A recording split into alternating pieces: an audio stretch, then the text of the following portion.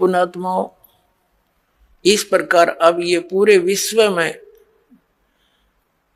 एक अच्छी लहर दौड़ेगी, विकार रहित होंगे, और जो माया जोड़न की दौड़ लाग रही पुण्यात्माओं या कति खत्म होएगी ज्ञान के आधार से।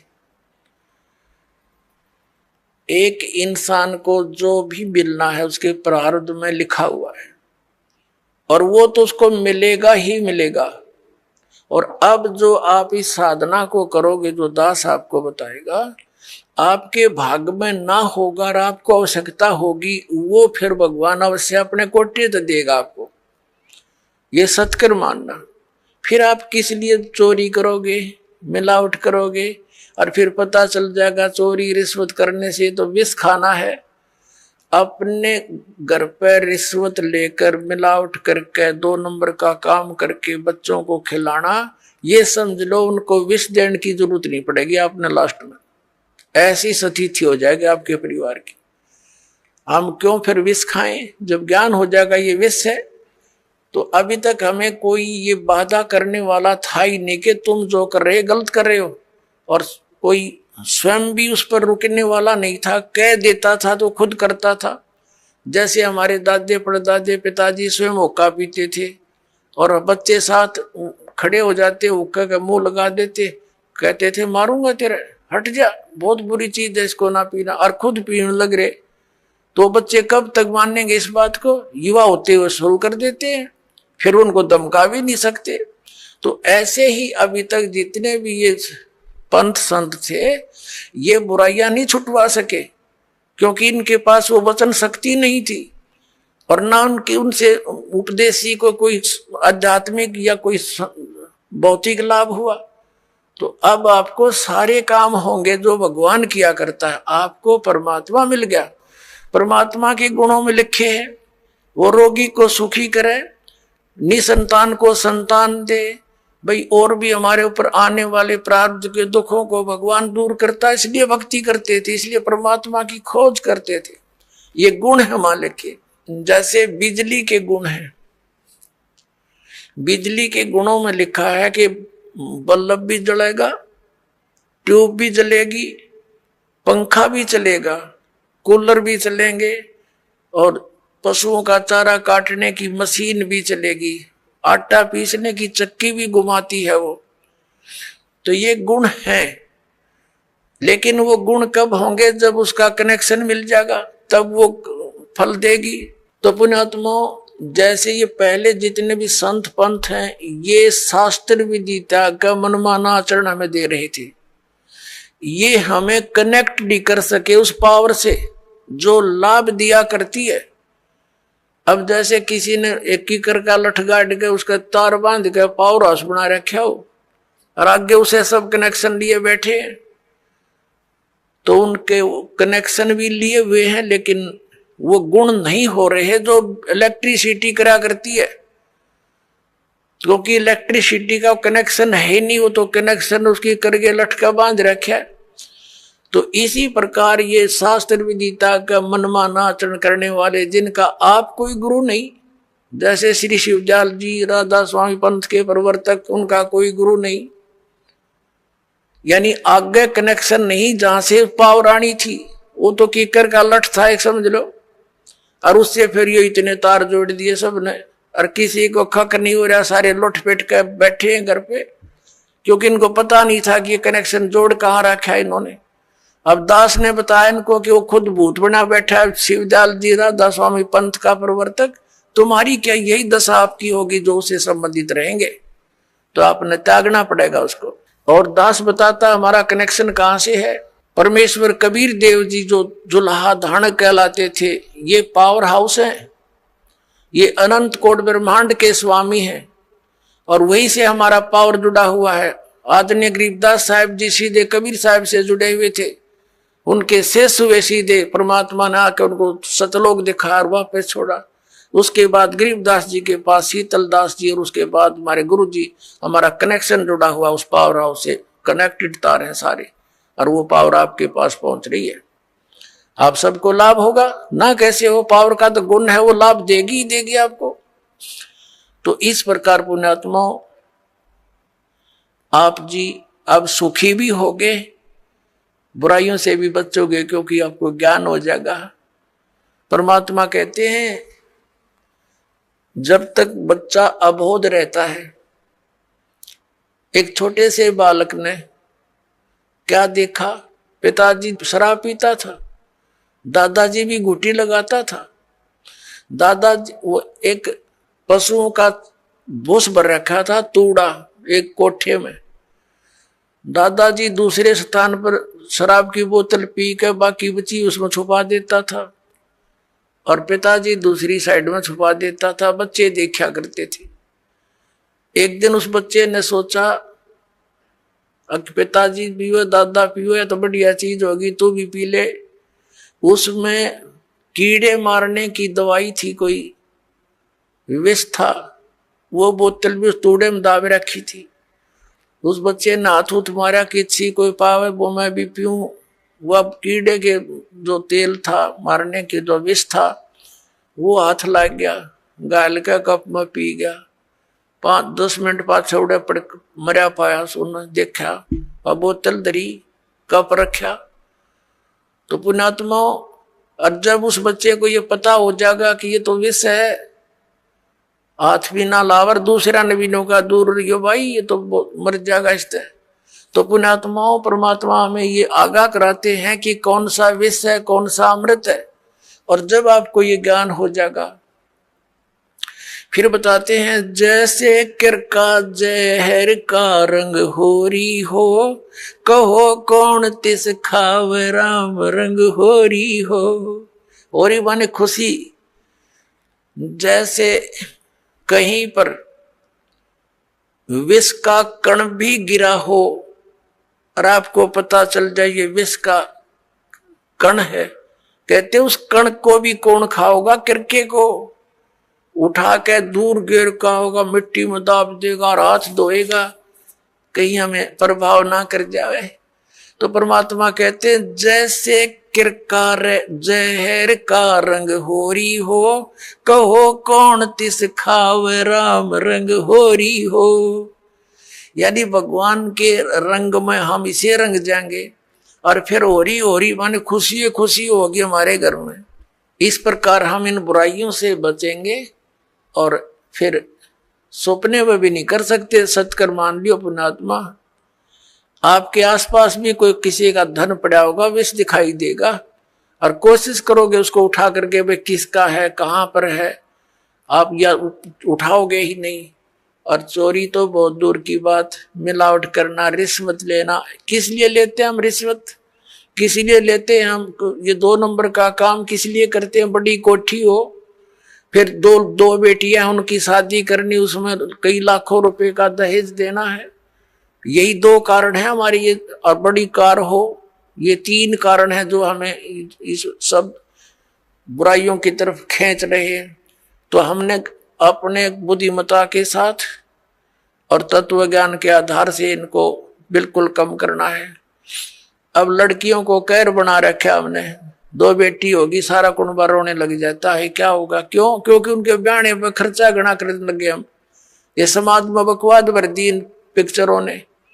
तो अब हमने इसको खत्म कर देना है। बेटी का ब्याह करना है सिंपल वे से करो, विवाह तो भगवान करके भेजे है, संयोग वही जोड़ता है। माँ बाप 2-2, 3-3 साल धक्के खाए जाते हैं, संस्कार नहीं होता, परमात्मा 1 मिनट में कर देता है।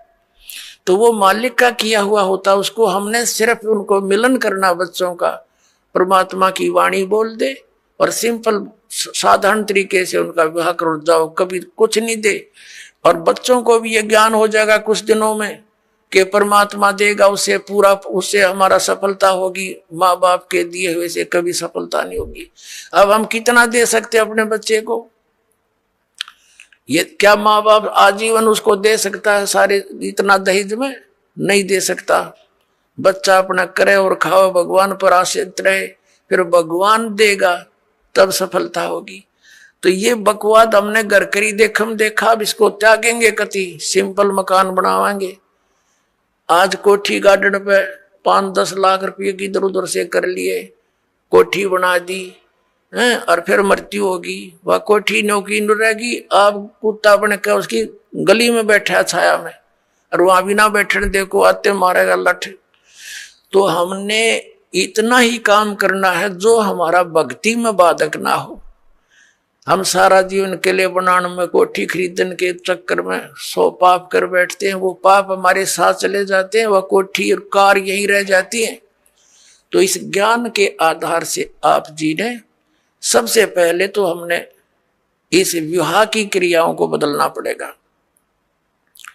उसके बाद फिर हमने इन कोठियों की जरूरत क्या है, एक सिंपल मकान बनाओ जो भगवान ने आपको दे रखा है, अवश्य बनाओ, ठीक गर्मी सर्दी से बचने के लिए।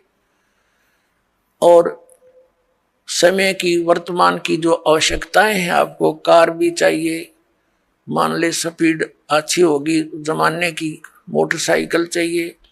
आप विश्वास करना परमात्मा आपको वो भी देगा, लेकिन सदुपयोग के लिए उसमें परमात्मा की कैसेट ला के चले, उसके अंदर भगवान की टेप चलावे, मालिक की चर्चा करता जावे आवे, तो वो आपको सबको दे सकता है। मालिक के घर में किसी चीज की कमी नहीं, लेकिन दुरुपयोग ना हो। और हमेशा परमात्मा देगा, उसी में सफलता प्राप्त होती है।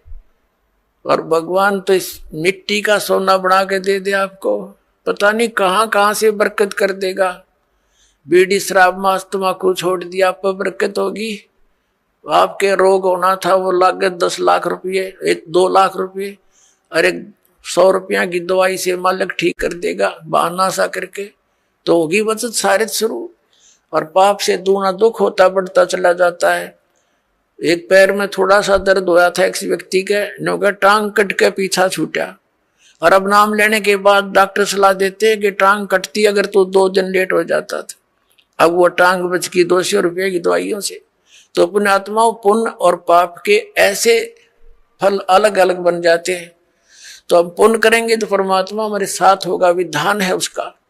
तो जो हानि ज्यादा होनी है वह थोड़े में टल जाएगी। परमात्मा कहते हैं कि सतगुरु शरण में आने से आई टले बला, और जय मस्तिष्क में सूड़ी होवा काटे में टल जा। यदि हमारे प्रारब्ध के अंदर मृत्यु होनी हो तो परमात्मा कहते हैं कांटा लग जाने से उसको इतने में ही आपके उस पाप को वो परमात्मा कैंसिल करवा देगा। तो इसलिए भगवान की खोज हम किया करते थे। तो पुण्यात्मा, हमारे जो अध्यात्म गुरु थे वो तत्व ज्ञानहीन और हमारे सदग्रंथों से अपरिचित थे। पहले पवित्र हिंदू धर्म से पहले कोई मजहब नहीं था। जो कोई भक्ति या तो करता नहीं था, करता था तो वेदों अनुसार ही करता था। पवित्र हिंदू धर्म का उत्थान आदि शंकराचार्य जी से माना जाता है। आज से 2520 वर्ष पूर्व उनका जन्म हुआ, यानी ईसा जी से 508 वर्ष पूर्व। उसके बाद ही ईसाई धर्म का उत्थान हुआ। ईसा जी का जन्म आज से 2012 वर्ष पहले हुआ, और उस ईसाई धर्म के बाद ही मुसलमान धर्म का उत्थान हुआ। लगभग 1400 वर्ष उसको हुए हैं। हमारा जन्म पवित्र हिंदू धर्म में हुआ। हिंदू धर्म के जो सदग्रंथ माने जाते हैं, पवित्र 4 वेद, पवित्र श्रीमद् भगवत गीता, पवित्र पुराण, और हमारे जो आचार्य शंकराचार्य और ये मंडलेश्वर जो हिंदू धर्म के गुरुजन, ये कहते थे कि हम पुराणों, वेदों और गीता अनुसार तुम्हें ज्ञान दे रहे हैं, और इनको कख भी पता नहीं था पुराणों, वेदों और गीता जी का। अब आपको थोड़ा सा ज्ञान देते हैं कि श्रीमद् भगवत गीता जी का ज्ञान किसने बोला। पुण्यात्माओं, इसको तत्व ज्ञान कहते हैं। अब ये ज्ञान तो सब ने पता है, किसी से पूछ लो तुरंत उत्तर दे देता है कि श्रीमद् भगवत गीता का ज्ञान किसने बोला? श्री कृष्ण जी ने बोला। अपने आत्माओं यदि इतना ही कहने से बात बन जाती तो फिर गुरुओं की आवश्यकता क्या थी इन सदग्रंथों को समझने की। श्रीमद् भगवत गीता के अंदर श्री कृष्ण जी का तो रोल ही नहीं कहीं पर भी। अपने आत्माओं ये वचन सुनोगे तो उठ पटांग लगेगी आपने, क्योंकि आप जी ने ऐसे गुरु मिले जिन आज तक यो ज्ञान निर्णय करके बताया ही नहीं।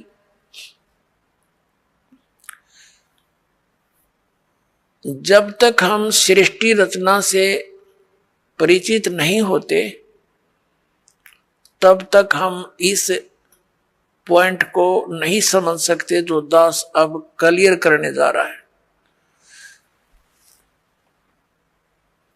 सृष्टि रचना के विषय में स्वयं परमेश्वर ने आके बताया है कबीर साहब ने। यहां सृष्टि रचना तो नहीं सुनाऊंगा, लेकिन थोड़ा सा हिंट सदग्रंथों का दे करके और श्रीमद् भगवत गीता का ज्ञान किसने दिया वो बताएंगे। श्रीमद् भगवत गीता अध्याय नंबर 15 के श्लोक नंबर 16 और 17 में 3 पुरुष हैं, एक सर पुरुष, एक अक्षर पुरुष, एक परम अक्षर पुरुष है। 17वें श्लोक में जो कहा है कि उत्तम पुरुष है तू अन्य, वो परम अक्षर पुरुष है। उसके विषय में गीता जी अध्याय नंबर 8 के श्लोक नंबर 1 में अर्जुन ने पूछा कि आपने जो 7वें अध्याय के 29वें श्लोक में जिस तत्ब्रह्म के विषय में जानकारी दी है कि उसको जानकर फिर प्राणी केवल जरा और मरण से ही छूटने का प्रयत्न करता है, तो किम तत्ब्रह्म 8वें अध्याय के गीता जी के प्रथम श्लोक में प्रश्न किया अर्जुन ने। गीता ज्ञानदाता ने 8वें अध्याय के 3रे श्लोक में उत्तर दिया कि वो परम अक्षर ब्रह्म है। तो पुण्यात्माओं, ये सरपुरुष कौन है? ये स्वयं ब्रह्म है, ये काल है, ये गीता ज्ञान बोल रहा है। अक्षर पुरुष कौन है? जो 7 संग ब्रह्मांड का स्वामी है, उसका यहाँ कोई रोल नहीं है।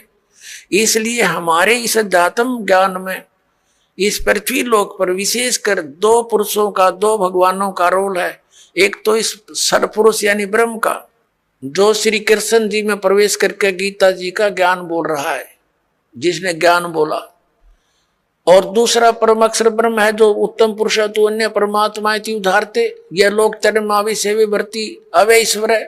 गीता जी अध्याय नंबर 15 के श्लोक नंबर 17 में।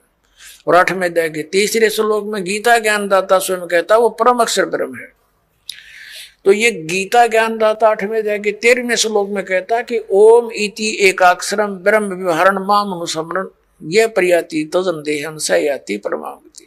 मुझ ब्रह्म का केवल एक ओम मंत्र है, और इसका जो उच्चारण करके श्रवण करता हुआ शरीर छोड़कर जाता है, ओम नाम से मिलने वाली जो परम गति उसको प्राप्त होता है। वो कौन सी है? ब्रह्मलोक। ओम नाम से ब्रह्म का है, ब्रह्मलोक में रहता है ब्रह्म, तो ब्रह्म प्राप्ति होती है। 8वें अध्याय के 16वें श्लोक में लिखा है कि 8 ब्रह्मलोक पर्यंत भी जन्म मृत्यु के अंदर है।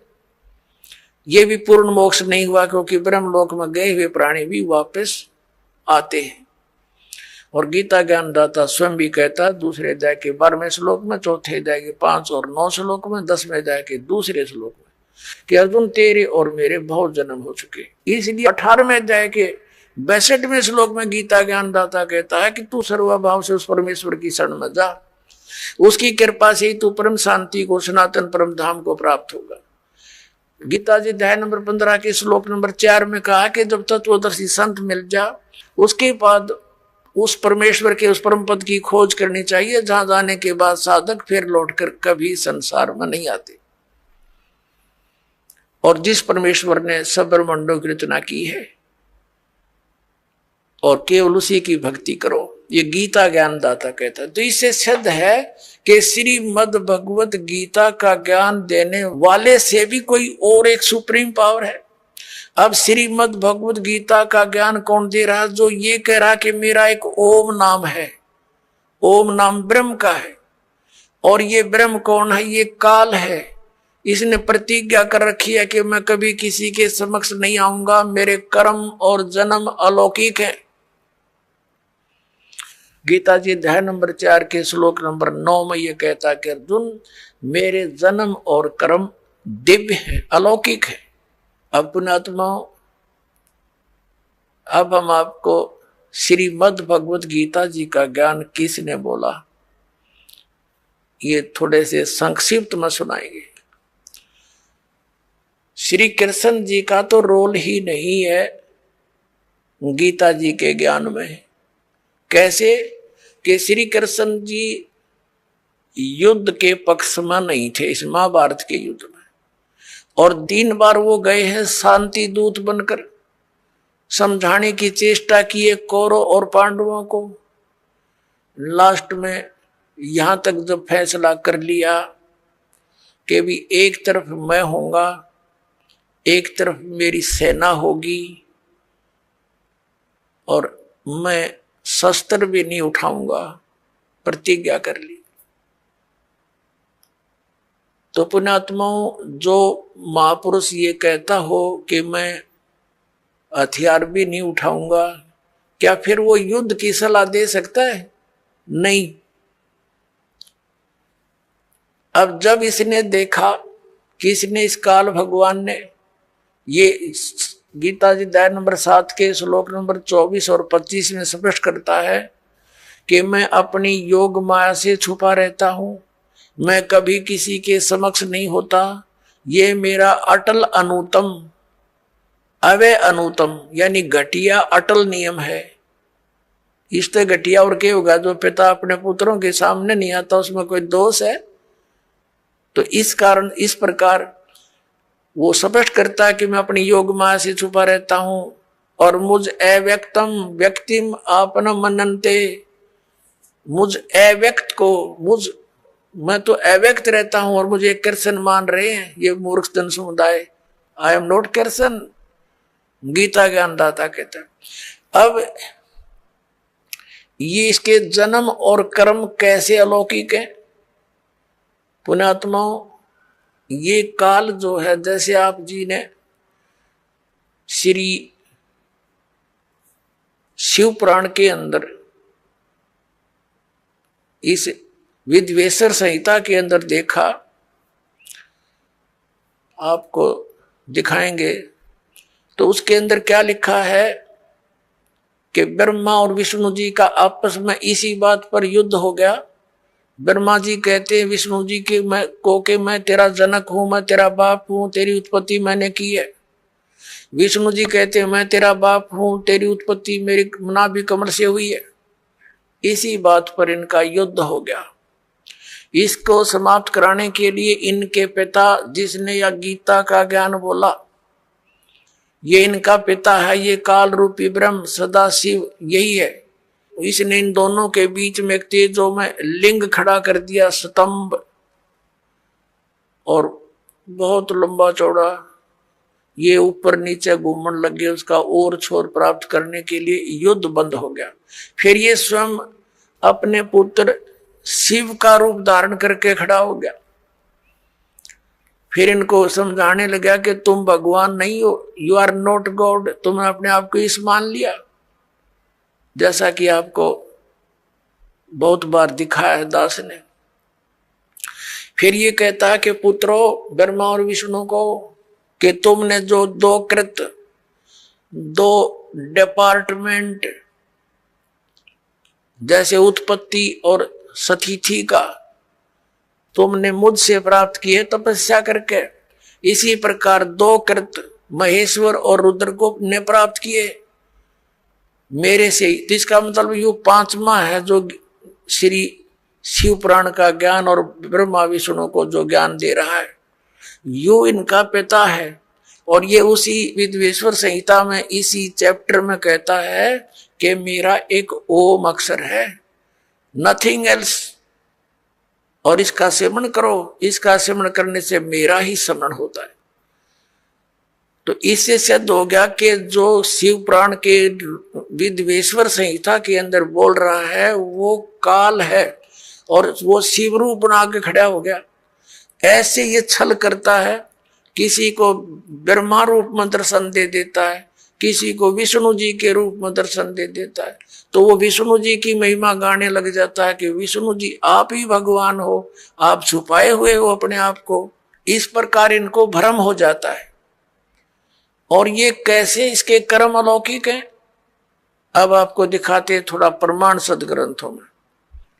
एक बार देवताओं का और असुरों का, राक्षसों का युद्ध हो गया और राक्षस विजयी हो गए, देवता भाग गए, मैदान छोड़ गए। देवताओं ने कहीं जाकर के इकट्ठा होके भगवान विष्णु की आराधना की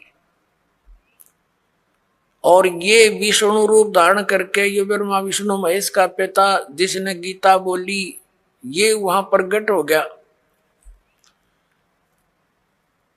और इसने पूछा कि तुमने जो तुम्हारे मन की बात मैंने जान ली है, और आप जाओ जो ससाद का पुरंजय नामक पुत्र है उसको युद्ध के लिए खड़ा कर लो, राक्षसों के आमने सामने खड़े हो जाओ और उसको तैयार कर लो। मैं उसके शरीर में प्रवेश करूंगा, राक्षसों को मार दूंगा। अब दिखाता हूं आपको, ये देखिएगा श्री विष्णु पुराण,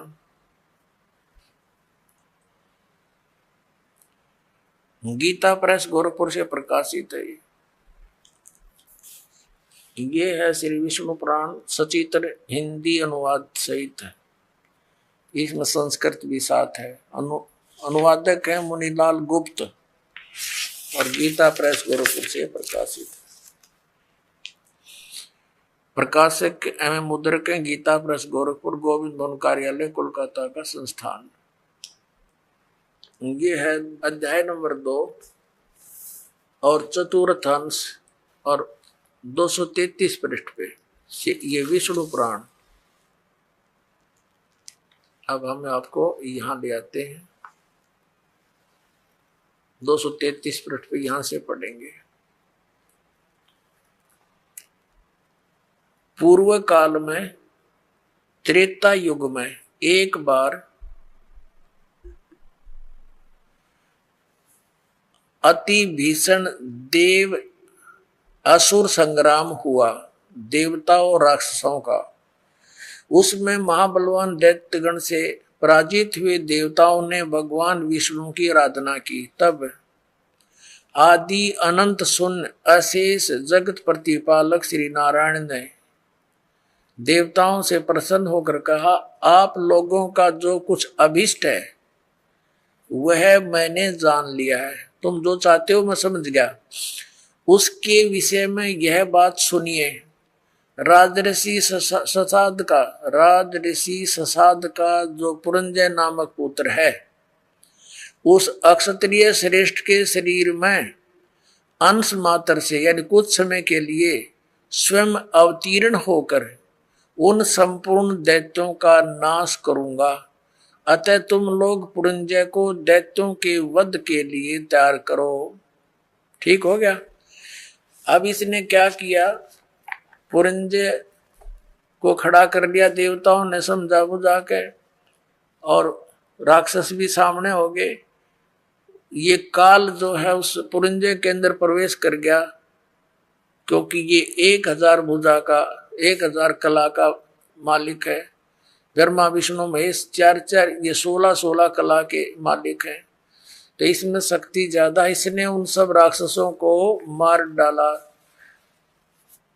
तो अब दूसरा उदाहरण देते हैं आपको। एक समय गंधर्वों का और नाग वंशियों का, नाग गोत्र के व्यक्तियों का आपस में युद्ध हो गया। तो गंधर्वों ने नागों को पराजित कर दिया और उनके सब धन लूट लिया। तो फिर नागपन वंशियों ने यानी नाग गोत्र वाले व्यक्तियों ने इकट्ठे होकर भगवान विष्णु की आराधना की। फिर ये विष्णु रूप में काल प्रकट हो गया।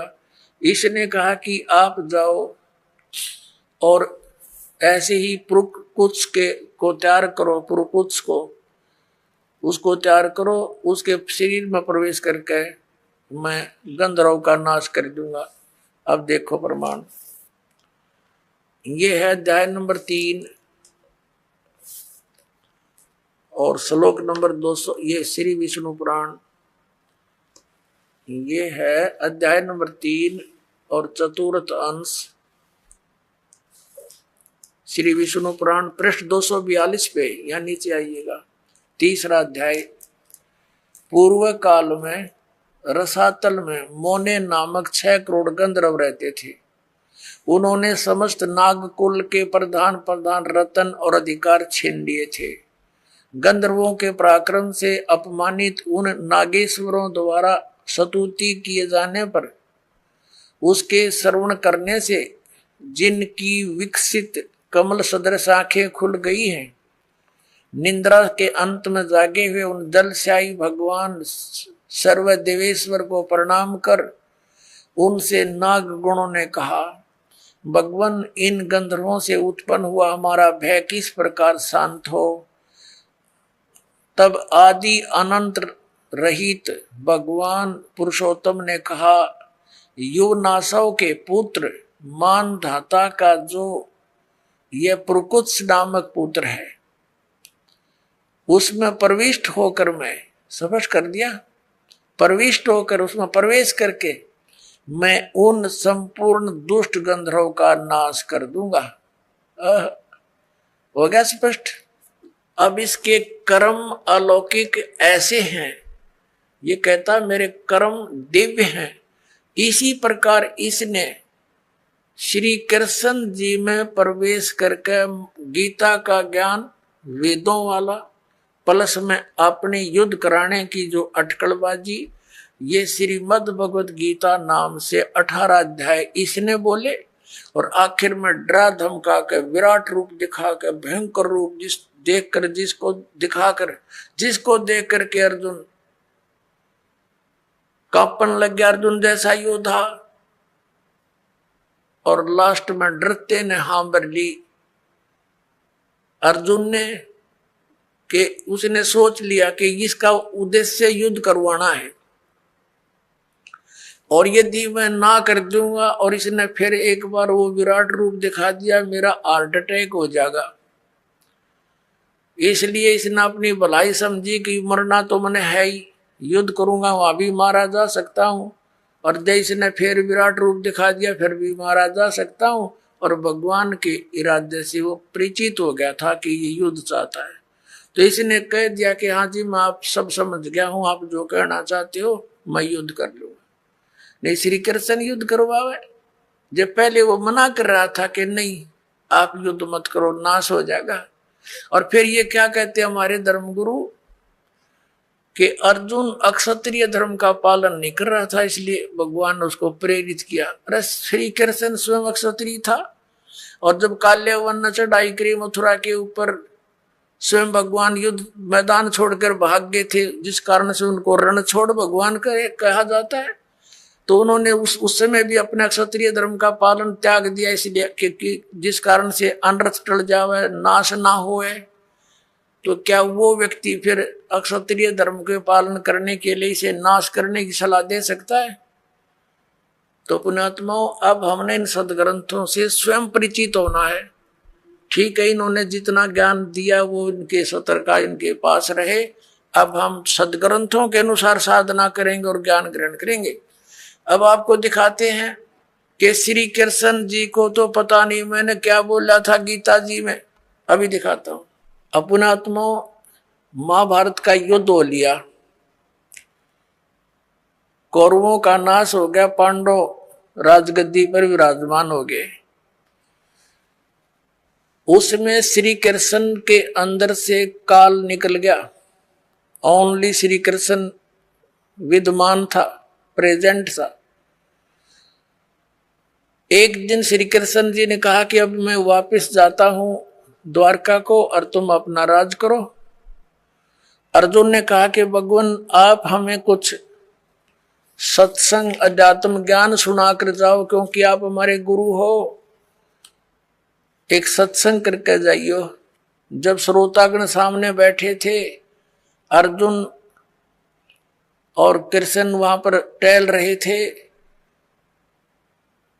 सत्संग का समय कि इंतजार कर रहे थे, श्रद्धालु आ रहे थे। तब श्री कृष्ण जी से अर्जुन ने कहा, भगवान कृपा मुझे वही ज्ञान सुनाना जो आपने युद्ध के दौरान सुनाया था, यानी वो गीता जी का ज्ञान बताना। अब मैं भूल गया हूं, बुद्धि के दोष से मुझे याद नहीं रहा। श्री कृष्ण जी कहते हैं कि तू बड़ा श्रद्धाहीन है अर्जुन, तू बड़ा बुद्धिहीन है, तूने उस ज्ञान को याद क्यों नहीं रखा। और अर्जुन पर तो डांट मार रहे हैं कि तूने याद क्यों नहीं रखा, और स्वयं कह रहे हैं अब मैं पूरा ज्यों का तो तुझे उसको नहीं बता सकता, क्योंकि उस समय मैंने योग युक्त होकर ये ज्ञान बोला था। हम भले आदमियों, जब युद्ध के इसे खतरनाक भयंकर समय में योग युक्त हुआ जा सकता है, तो इस पीस में क्या दिक्कत आ गई योग युक्त होने में। अब हो जा 2 मिनट लागे जो ज्ञान होता, उसने बोला हो तो उसने बोला ही नहीं था। ये श्री कृष्ण में प्रवेश करके काल बोल गया। जैसे आप देखते हो एक प्रेत आत्मा दूसरे के शरीर में प्रवेश कर जाती है और वो प्रेत बोलता रहता है, बहुत कुछ बोल जाता है। उसके जाने के बाद जिस शरीर की वो आत्मा अपने सचेत होती है, फिर उसको कोई अन्य ही बताते हैं, ऐसे बोला था तू, ऐसे बोला, ऐसे बोला। उसको कुछ नहीं पता होता मैंने क्या बोला, और ही बताते हैं, फिर वो कहने लग जाता मैंने एक दिन ऐसे बोला। तो ऐसे श्री कृष्ण जी में प्रवेश करके उसकी आत्मा को दबा कर ये काल बोल गया सारे काम में। और उसके निकलने के बाद फिर ओरिजिनल कृष्ण था, वो क्या बोलता है दिखाता हूं आपको, देखिए। ये संक्षिप्त महाभारत द्वितीय खंड, ये द्वितीय खंड गीता प्रेस गोरखपुर से प्रकाशित है। संपादक तथा संशोधक हैं जयदयाल गोविंद का, जिसने श्री मद्भुत गीता का भी अनुवाद किया है। गीता प्रेस गोरखपुर से प्रकाशित है, गीता प्रेस गोरखपुर से। इसके 667 पृष्ठ पर आप जी को ले चलते हैं। ये देखिएगा पृष्ठ नंबर 667, 667, और ये है संक्षिप्त महाभारत, संक्षिप्त महाभारत। अब यहां आ गया। जन्मेजय ने पूछा, ब्रह्मन, शत्रुओं का नाश हो जाने के बाद जब महात्मा श्री कृष्ण और अर्जुन सभा में बैठकर वार्तालाप कर रहे थे, उस समय उनमें क्या बातचीत हुई। तो वैशंपायन जी कहते हैं, कहा राजन, श्री कृष्ण के सहित अर्जुन ने जब अपने राज्य पर पूरा अधिकार प्राप्त कर लिया तो वे दिव्य सभा भवन में आनंद से रहने लगे। एक दिन सज्जनों से घिरे हुए वे दोनों मित्र स्वेच्छा से घूमते घूमते सभा मंडप के ऐसे भाग में पहुंचे जो स्वर्ग के समान सुंदर था। पांडुनंदन अर्जुन श्री कृष्ण के साथ रहकर बहुत प्रसन्न थे। एक बार उन्होंने उस रमणीक सभा की ओर दृष्टि डालकर भगवान से ये वचन कहे, देवकी नंदन, जब युद्ध का अवसर उपस्थित था उस समय मुझे आपके महात्म का, अब यह चर्चा हो रही है इनकी, और ज्ञान और महात्म का ज्ञान और ईश्वरीय स्वरूप का दर्शन हुआ था। किंतु केशव, अब आपने सनेवश पहले मुझे जो ज्ञान का उपदेश किया था वह सब इस समय बुद्धि के दोष से भूल गया है। उन विषयों को यानी गीता, श्रीमद् भगवत गीता के ज्ञान को सुनने के लिए बार बार मेरे मन में उत्कंठा होती है। इधर आप जल्दी ही द्वारका जाने वाले हैं, अतः पुण्य उस सब विषय को, वह विषय मुझे सुना दीजिए।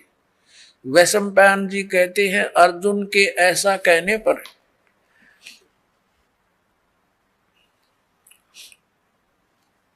वक्ताओं में श्रेष्ठ महातेजस्वी भगवान श्री कृष्ण ने उन्हें गले से लगाकर इस प्रकार उत्तर दिया। श्री कृष्ण बोले, अर्जुन, उस समय मैंने तुम्हें अत्यंत गोपनीय विषय का श्रवण कराया था। अपने स्वरूप भूत धर्म सनातन पुरुषोत्तम तत्व का परिचय दिया था और नित्य लोकों का भी वर्णन किया था। किंतु तुमने जो अपनी नासमझी के कारण उस उपदेश को याद नहीं रखा, यह जानकर मुझे बड़ा खेद हुआ है। उन बातों को अब पूरा पूरा समझ होना संभव नहीं जान पड़ता। पांडु नंदन, निश्चय ही तुम बड़े श्रद्धाहीन हो, तुम्हारी बुद्धि अच्छी नहीं जान पड़ती। अब मेरे लिए उस उपदेश को ज्यों का त्यों दोहरा देना कठिन है, क्योंकि उस समय योग युक्त होकर मैंने परमात्म तत्व का वर्णन किया था। पुण्यात्मा, अब आपके कति समझ में आ जाएगी। यू ज्ञान बोलिया किसने? श्री कृष्ण जी का था रोल नहीं गीता के ज्ञान में। अब ये खुद कह रहे हैं कि मैंने, अब जैसे ये दास आपको ये सत्संग सुना रहा है और आप मुझे 10 वर्ष के बाद पूछ लियो जी इस विषय पर जो आपने ये सत्संग किया था कृपा फिर सुनाइयो, कभी सुन लो उसी से मैं सुना दूंगा, क्योंकि वो मैंने अपने होश हवास में सुना रखा है। और मेरे अंदर कोई प्रेत बोल रहा है तो फिर मैं ये बात बोलूंगा तो श्री कृष्ण बोल रहे हैं कि तुमने याद नहीं रखा, तुम कैसे व्यक्ति हो, श्रद्धाहीन हो, बुद्धिहीन हो। अरे भले आदमियों, ये दास सत्संग करेगा और प्रथम बार जो श्रोता इस सत्संग को सुनेगा 20% याद रहता उसको, और मैं फिर डांट मारूं कि तुमने याद क्यों नहीं रखा, तो इसका इससे सिद्ध है कि खिसियानी बिल्ली खंबा नोच रही है। यानी उसको ज्ञान नहीं खुद को, और उसको धमका रहा है कि तूने याद क्यों नहीं रखा, तेरा के बिजली गिर गई। अब तो आपको क्या हो गया, जब ऐसे भयंकर युद्ध के समय में आदमी योग युक्त हो सकता है, तो शांत है, सब तरह से बिल्कुल पीस ऑफ माइंड है, आराम से योग युक्त हो सकते हैं। भाव कहने का ये पुणात्माओं, श्री कृष्ण जी का तो रोल ही नहीं था गीता के ज्ञान देने में। अब श्रीमद् भगवत गीता का ज्ञान दिया किसने है? ये काल ने दिया। गीता जी अध्याय नंबर 11 के श्लोक नंबर 32 में स्वयं कहता है कि अर्जुन मैं काल हूं और देख तेरे सामने ये मेरा वास्तविक रूप है, और इस रूप का यानी जो मैंने अब तुझे ये रूप दिखा है, इस रूप का पहले ना तो किसी ने पहले दर्शन हुआ ना आगे कोई कर सकता। ये तेरे ऊपर रहम करके मैंने ये अपना विराट रूप देखा। पुणात्माओं, यदि श्री कृष्ण जी बोल रहे होते गीता तो ये शब्द नहीं कहते कि ये मेरा विराट रूप पहले किसी ने नहीं देखा, क्योंकि श्री कृष्ण जी तो अपना विराट रूप कौरवों की सभा में दिखा चुके थे। उस विराट में दिन रात का अंतर है। अपनात्माओं, एक तो 60 वाट का बल्ब हो, ट्यूब हो, और एक हो 1000 वाट की, तो कितना अंतर है? ट्यूब दोनों है, लेकिन वो 1000 वाट वाली 60 वाट वाली से भिन्न होती है। तो इसी प्रकार इन दोनों ने ही विराट रूप दिखाया था, उसमें भिन्नता थी। और ये शब्द श्री कृष्ण जी नहीं कह सकते कि पहले किसी ने नहीं देखा और आगे कोई नहीं देख सकता। तो इसे सिद्ध है गीता ज्ञानदाता श्री कृष्ण नहीं उसके अंदर प्रवेश करके काल बोल रहा। वो 1000 भुजा का भगवान है, 1000 कला का है, सहस्रा बाहु। अब 11वें अध्याय के 21वें श्लोक में अर्जुन कहता है कि हे सहस्रा बाहु, हे 1000 भुजा वाले भगवान, अपने उसी चतुर्भुज रूप में आ जाओ। क्योंकि वो श्री कृष्ण मान रहा था उसको, और श्री कृष्ण इज विष्णु जी जो है ये 4 भुजा के भगवान है। अब इस दास की नजरों से आपको पता चलेगा कि श्रीमद् भगवत गीता का ज्ञान किसने बोला। और दूसरा और अन्य प्रमाण एक ये है कि श्री कृष्ण तो अर्जुन के साले थे। श्री कृष्ण की बहन अर्जुन को ब्याही थी सुभद्रा जी, अपने साले को पहचानने से भूल गया वो। श्री कृष्ण नहीं था वो। श्री कृष्ण जी बाहर निकल कर वो काल देख रहा था, ऐसे भयंकर रूप दिखाया, और श्री कृष्ण अलग खड़े हैं, ओझल हो गए उसके प्रकाश में, तेज में। तब अर्जुन पूछता है, हे महानुभाव आप कौन हो, मैं आपको नहीं पहचानता। तो क्या श्री कृष्ण थे वह? और भी ढेर सारे प्रमाण हैं कि श्री कृष्ण जी ने गीता का ज्ञान नहीं कहा। श्री कृष्ण जी ने पहले कभी काल नहीं कहा अपने आप को, बाद में कभी काल नहीं कहा। श्री कृष्ण जी के पास तो ये जितनी गौवें थी, ग्वाल बाल थे, गोपियां थी, सब आकर के प्यार पाते थे, उसकी तरफ देखते रहते थे, निहारते रहते थे। क्या वो काल हो सकते हैं?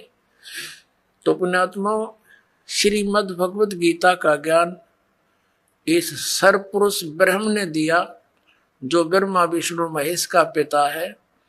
और इसी को हमारे धर्म गुरु, इसी को परम ब्रह्म बोलते हैं, इस काल को, कि ये मूर्ति रहित है, ये आकार में आया तो सदाशिव बन गया। ब्रह्मा जी बताते हैं। और फिर इसने अपने शरीर से एक स्त्री की निकाली अपने शरीर से, जो इसके श्री अंग से अलग होने वाली नहीं थी। वो कौन थी? वो दुर्गा थी। वो परमेश्वर ने निकाली थी इस काल के पेट तक, जो आपको सृष्टि रचना में बहुत बार बताया और सुनाया गया है। तो ये श्री शिव पुराण के अंदर आप देखते हो, रुद्र संहिता के अंदर आपको कल भी दिखाया था और भी दिखाएंगे समय आने पर। तो उसके अंदर स्पष्ट है कि श्री दुर्गा जी से और श्री शिव यानी इस कसत काल रूपी भगवान से विष्णु जी की उत्पत्ति हुई, इन दोनों के सृष्टि क्रम से, और ऐसे ही ब्रह्मा जी की उत्पत्ति की। और फिर विद्वेश्वर संहिता में ये आपने देख लिया, 5 बोलने वाला ये अलग है, और शिव, विष्णु, ब्रह्मा और रुद्र, ये चारों को ये उपदेश दे रहा है। तो ये काल रूपी ब्रह्म जो है, इसने गीता जी का ज्ञान बोला, और इसने अपनी सतिथि बताई कि तेरे और मेरे बहुत जन्म हो चुके अर्जुन, तो नहीं जानता, मैं जानता हूं। और इसलिए परम अक्षर ब्रह्म की तरफ 18वें अध्याय के 62वें श्लोक में इसने कहा है, यदि तूने पूर्ण मोक्ष चाहिए, परम शांति की चाहिए, तो उस परम अक्षर ब्रह्म की शरण में जा, उसकी कृपा से ही तू परम शांति को और सनातन परम धाम को प्राप्त होगा। फिर उसके लिए ऑप्शन छोड़ दिया कि उसके लिए तत्वदर्शी संतों की खोज कर, वो संत जैसे बताएं तू वैसे भक्ति कर, तब तेरा पूर्ण कल्याण हो।